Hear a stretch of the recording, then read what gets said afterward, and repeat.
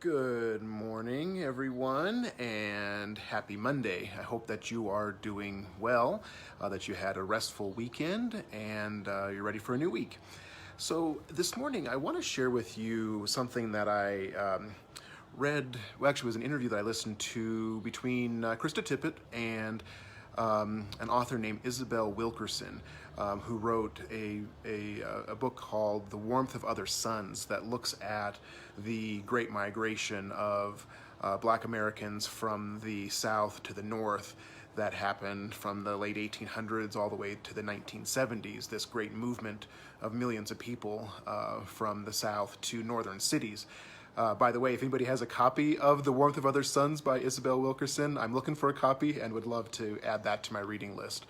But one thing that really impacted me by Isabel's sharing is that she talked about how, in light of all the police shootings that the country has been seeing over the last number of years now, we are seeing changed policy, and that is good. We certainly need changes in policy.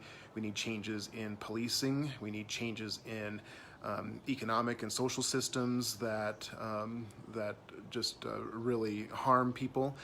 But what she also said is that we really need a change of the heart, that the last area where we really have failed to address or to tackle or delve into is changing the heart.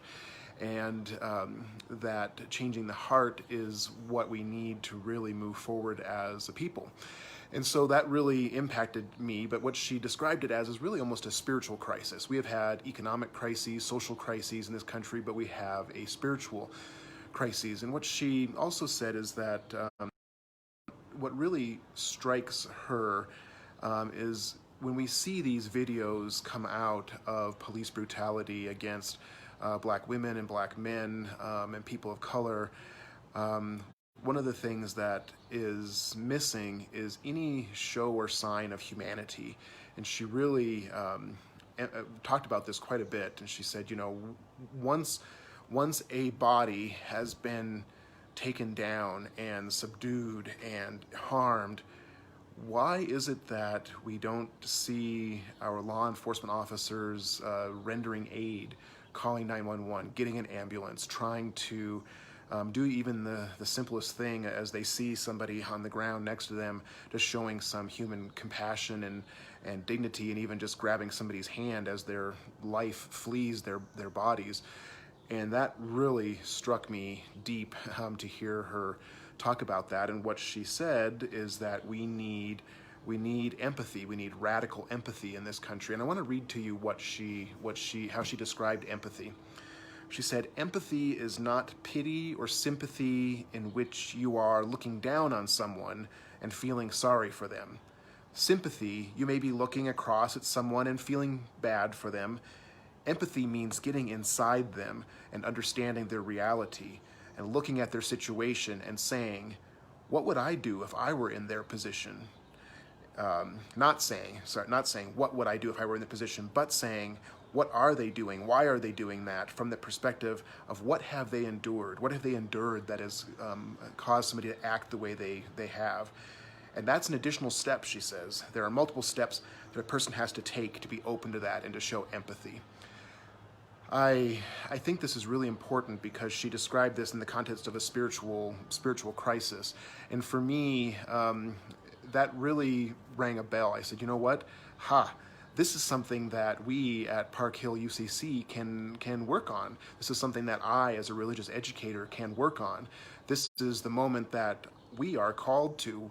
We are called to help our young people, our children in Sunday school and youth group, understand these concepts of compassion and empathy, and to help them exercise those spiritual muscles. And so that's why I selected the curriculum Compassion Camp for this summer's Sunday schools, because it really is walking through a process of helping young people understand empathy, how to try to understand to the best and fullest of our ability why somebody feels the way they do, acts the way they do, and so that we can, in return, see them, welcome them, show compassion to others.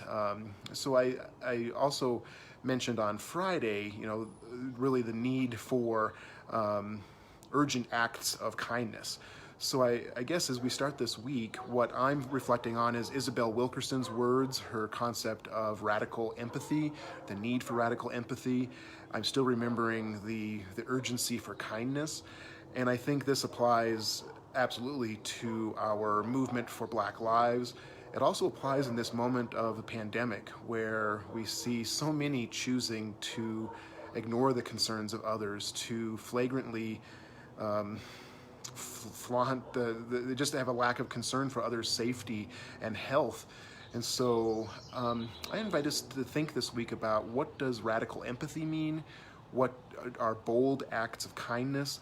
How can we as a spiritual community, a religious community at Park Hill UCC, dig deeper into this and really live into this moment of spiritual crisis? This is why we are church, I think, and that's what I'll be thinking of this week. I wish you all a very healthy, safe, happy week, and we'll talk to you soon.